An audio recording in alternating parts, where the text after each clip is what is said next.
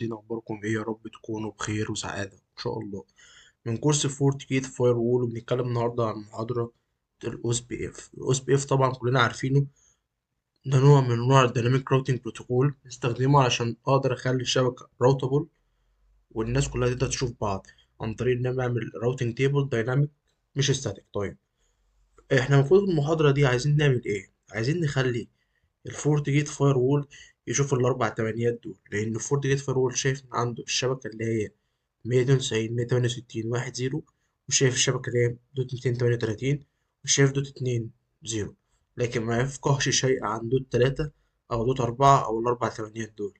لازم يشوفهم عن طريق نوع من الراوتنج بروتوكول، سواء كان ستاتيك أو دايناميك. احنا اتكلمنا عن ستاتيك المحاضرة اللي قبل اللي فاتت، واتكلمنا عن المحاضرة اللي فاتت عن الريب، والنهاردة هنشتغل بالأوس بي اف. طيب ندخل على البي سي بتاعنا، على الفورتيجيت فايرول، اسف. طيب ونشو اجين. احنا اتعلمنا محاضرة ازاي المرة اللي فاتت، ازاي ان احنا نعمل لوب باك انترفيسز. فهنكريت اتنين لوب باك انترفيسز عشان نزوحهم برضو بالاس بي اف، هو لوب باك واحد ولوب باك اتنين. طيب سريعا كده انا كريتهم، لو مش عارف ازاي تكريتهم احنا كده كده عملناهم المرة اللي فاتت بالظبط، هو لوب باك واحد ولوب باك اتنين. طيب تعمل كريت نيو انترفيس ونوع لوب باك وهكذا، زي ما شرحناهم المحاضرة اللي فاتت بالظبط. طيب بعد كده هندخل نعمل الكونفيجريشن بتاعة الاوس بي اف على الفورتيجيت فايرول من نتورك. زي ما احنا واقفين اوس بي اف دي الكونفيجريشن، بس انا ايه هشيلها لكم وهعملها لكم تاني. طيب دي انا كنت عاملها يعني، بس هنشيل. ماشي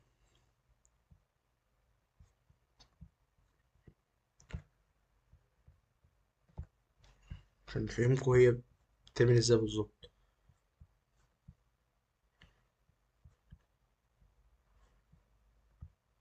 طيب اول حاجه خالص بيجيب لك الراوتر اي دي، بيقول لك انت عايز تخلي الاوس بي اف ده اللي هيشتغل، عايز تخلي الراوتر اي دي بتاعه ايه هو. فانا في حالتي هخليه اربع وحيد، ده الراوتر اي دي. طيب بيقول لي هنا الاريا، عايز تكريت اريا، فوق كريت نيو. بيقول لي عايز تخليها نوعها ريجولار. ريجولار يعني الاريا اي دي اربع اصفار، دي معناها اللي هي اريا زيرو، اللي هي الباك بون. بيقول لك عايز تخليها ريجولار، ما دام هي اربعة زيرو تبقى ريجولار. لو غيرتها مثلا خليتها 100، بيقول لي بقى عايز تخليها مثلا نوعها نص ستوب اريا ولا ستوب اريا. فانا في حالتي عايز اخليها 0.0.0.0 اللي هي الباك بون اريا. لو عايز تستخدم اوثنيكيشن على الاوس بي اف اللي هتعمله ده بالام دي 5 او بلينتلس، او مش عايز تستخدم خالص. طيب بعد كده بيقول لي ايه النتورك اللي انت عايز، السبنت اللي عايز تشتغل عليها، عايز تشغل عليها الاوس بي اف. انا بقول له السبنت اللي عايز اشتغل عليها الاوس بي اف هي 192 168 2 0 سلاش 24، وبيقول لي دي تبع اريا ايه، هتخليها تبع اريا ايه. انا قلت تبع اريا زيرو. طيب بعد كده عايز اشغل على اللوب باك اريا زيرو، لوب باك انترفيس واحد واحد واحد واحد سلاش تمانية.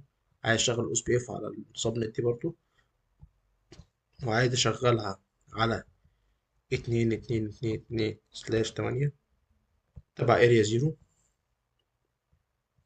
وعايز كمان اشغلها على مية اتنين وتسعين مية تمانية وستين واحد زيرو سلاش أربعة وعشرين تبع اريا زيرو برضو. طيب وهنا بيقول لي ميبقاش موجود برضو دي. بيقول لي ايه الانترفيس اللي انت عايز تخليه من خلاله يبعت الهالو تايمز والكلام ده، زي ما كنا اتكلمنا عليها في الريب بروتوكول. انا في حالتي عايز اخلي اللي يقدر يبعت الهالو بتاع السبنتس اللي موجوده على فورتنت فايرول من خلالها هي بورت واحد اللي هي متوصله بار واحد ار اتنين. البورت دي يعني تقدر تبعت الهالو والابديتس بتاعت النتورك اللي متوصله بالفورتنت فايرول، اللي هو شايفها كلها، اللي هي واحد زيرو واللي هي اتنين واللي هي لوب باك واحد ولوب باك اتنين، يوصلوا الار واحد ار اتنين من خلال بورت واحد الكونكتد بيه. هقول له كريت نيو، النيم عايز تسميها ايه، وانا اقول له مثلا سميها لي اكسترنال. تمام. بيقول لي الانترفيس ايه هو، فانا اقول له بورت واحد. هنا الكوست اللي انت بقول لك الكوست يعني، كنا اتكلمنا عن المترك بتاع الاوس بي اف بيتحسب بالكوست، فبقول لك عايز تخلي مثلا البورت دي الكوست بتاعها كام وهي بتذيع الابديت دي. انا في حد اخليه زيرو.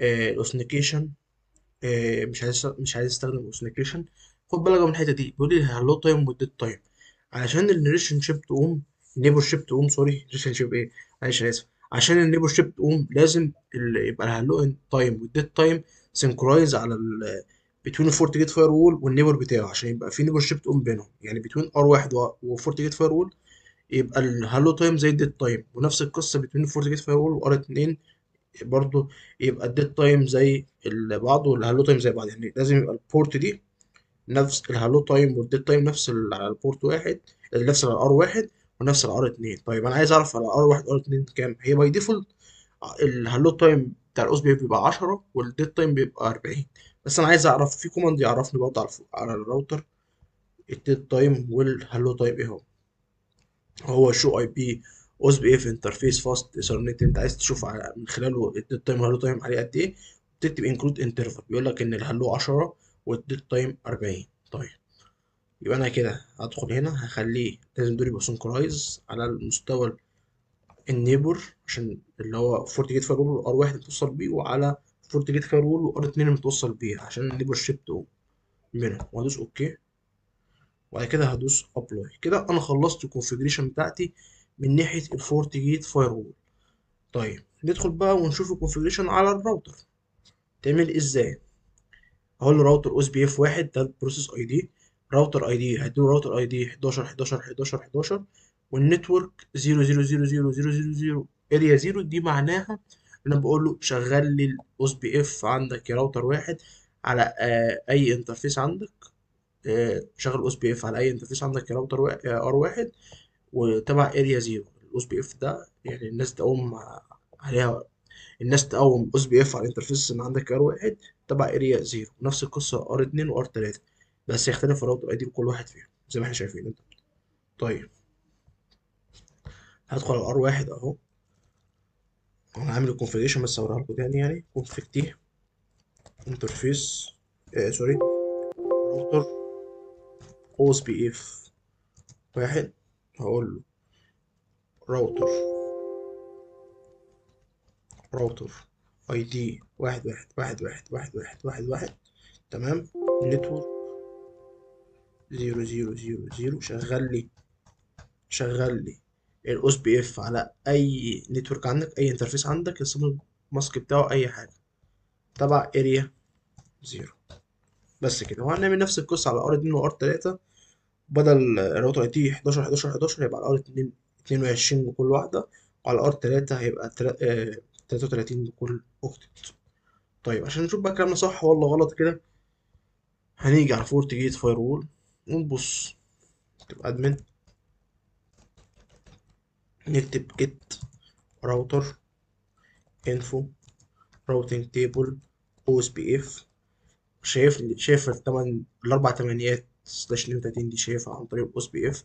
شايف 192 168 30 سلاش 24 بالاس بي اف، وهكذا الاربعه شايفها بالاس بي اف برضه. طيب هيجي هنا على الار 3 عشان نتاكد، نكتب شو اي بي راوت. شايف الاتنينات هي اللي على 48 فاير وول بالاس بي اف. ده المتر ده الادمنستريتيف ديستانس بتاع الاس بي اف 110، وده حسبة الاقل كوست المترك يعني للصبنة اللي هي 4 اتنينات. وشايف الأربع وحيد برضه بأس بي إف، وشايف كمان 192 160 واحد سلاش 024.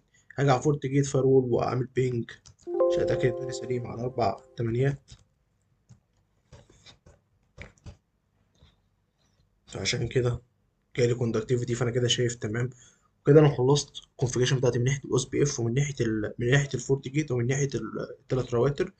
وكده انا قادر من خلال التوبولوجي بتاعتنا ان انا اخلي الدنيا راوتابل من فورت جيت فاير وول لحد الار 3 الاربع تمانيات دول. هعمل بس بوليسي عندي تسمح ان بي سي واحد يعمل بينج على 4 تمانيات، ويبقى كده انا نجحت في اللاب بتاعي. هدخل على البوليسي،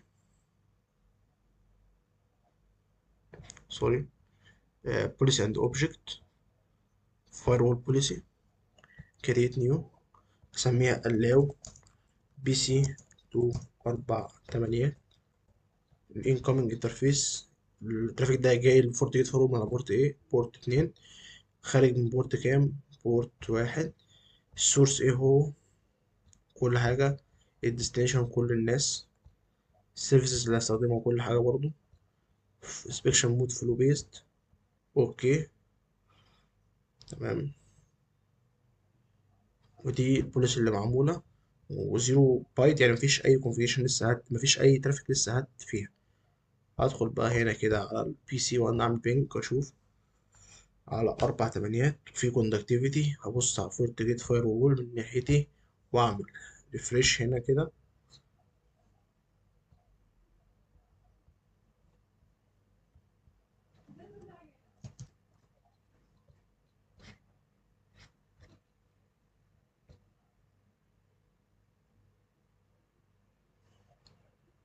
هنلاقي هنا في ترافيك زاد أهو، ماتش في البوليسي دي فعلا زي ما احنا شايفين قدامنا كده.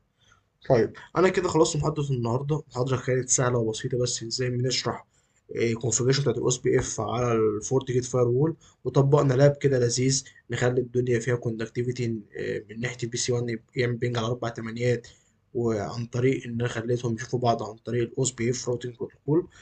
ويا رب تكون محاضره النهارده عجبتكم ان شاء الله وفهمتوا منها، والقاكم في محاضرات قادمه كتير ان شاء الله. شكرا لحضراتكم، السلام عليكم ورحمه الله وبركاته.